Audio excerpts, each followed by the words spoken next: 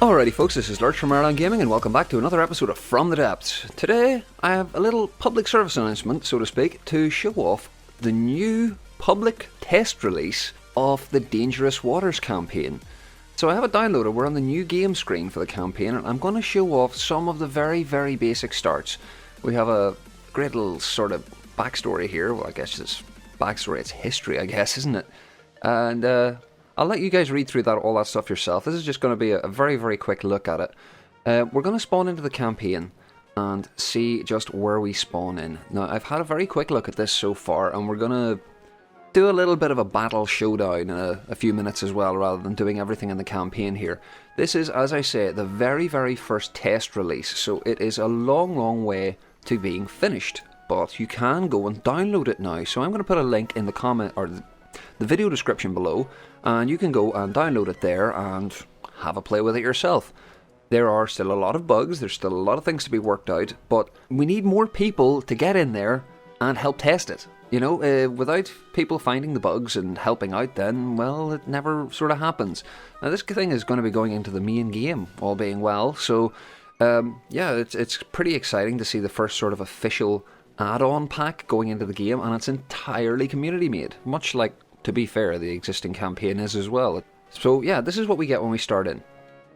This campaign is designed as an RTS. You will not be able to build or modify ships when playing, so we got no build mode.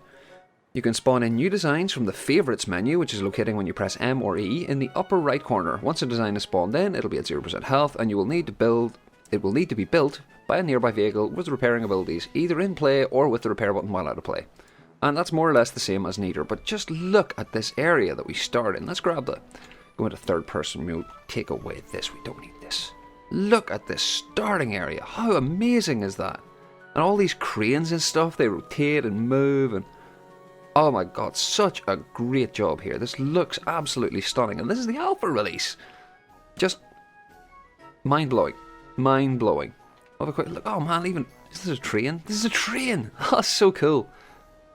And the resource storage boxes and a big oil drum here. Should really suggest that they put sideways oil drums there. That would probably look better. But yeah, oh, I love this. The autoloader's placed here like that, and the beams and stuff of the poles. Oh, just so cool, so cool. They made an amazing job on this. Oh, there's my flag, flying high there.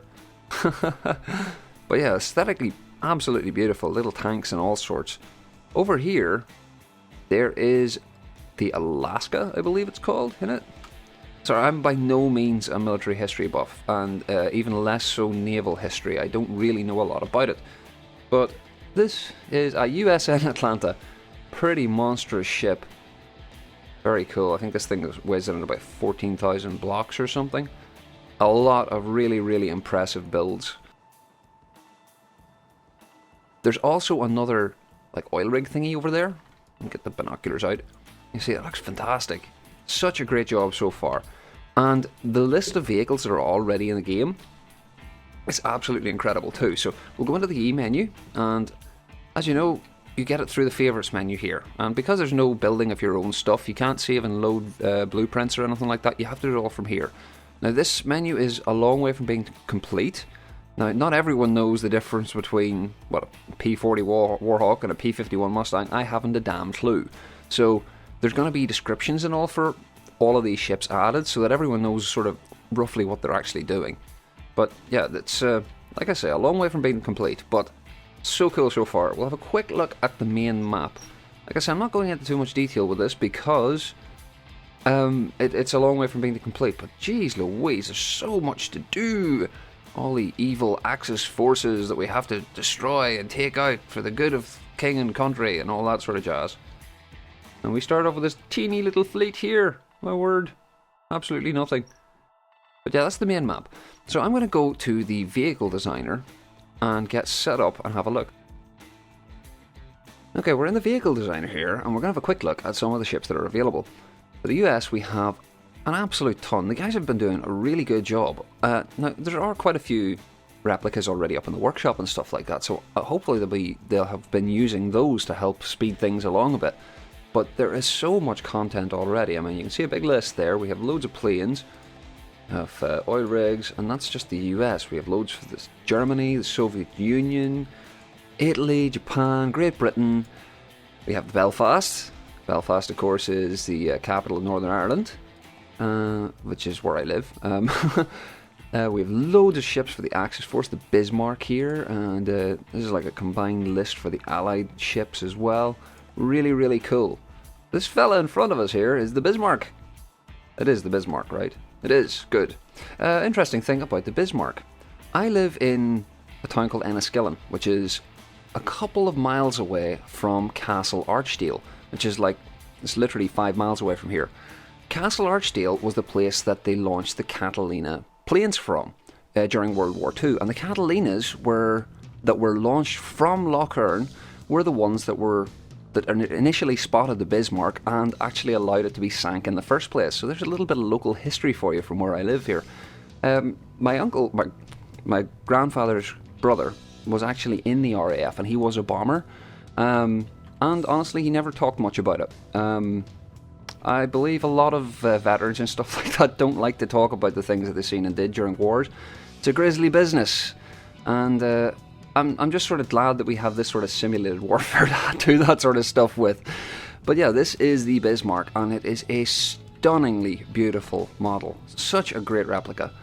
And weighs in at 21,000 blocks. Enormous.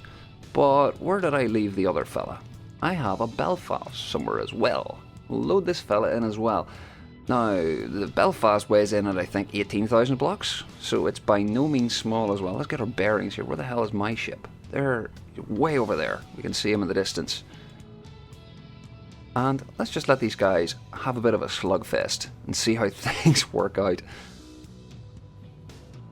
But the weapons should be all sort of roughly historically accurate. Obviously, the game engine is not, it's not designed to be, but we are using closer to real-world physics. The gravity, I think, is much, much higher than it is in the original. There's loads of other different changes and stuff like that, the buoyancy and drag and where the atmosphere starts and ends. And this guy's very floaty, actually. He's bouncing up and down quite a lot. There's still a lot of things to be worked out in the whole, the game and the physics and stuff like that. And there's a problem as well with, I'm in the vehicle designer here, and it doesn't seem to default to the correct, there isn't a designated vehicle designer for it yet. But there are so many cool things to play with. I mean, your block confetti going away there is something shocking. It's a good big slugfest here. But because we can't build our own ships, this is more designed to be played from kind of this view, from what I gather. Listening. It's one of the new AI things for... Form up and fly with fleet. Form up and fly with fleet. Listening. Oh, they don't have a patrol card.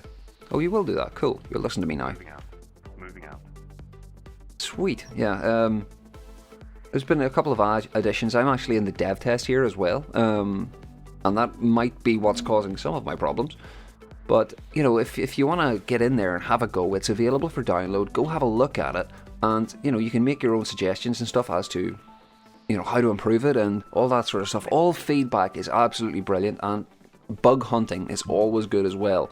So, like I said, I'm going to leave the description of the mod in the details, or in the video description below. And you can go ahead and download it yourself and have a look-see. For now, I think I'm going to leave you with a little bit of a montage. I hope you enjoyed this spotlight.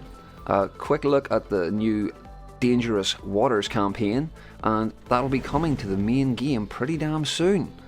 And whenever they get the bugs and stuff ironed out, and every one of us has a chance to sort of help along with that and do their little bit to help out the community, and post your bugs and all that sort of stuff. So I do hope you enjoyed it. Any likes, subs or comments are really, really awesome. I love hearing from you guys, and I read every single comment. As always, take it handy and have a bloody good day.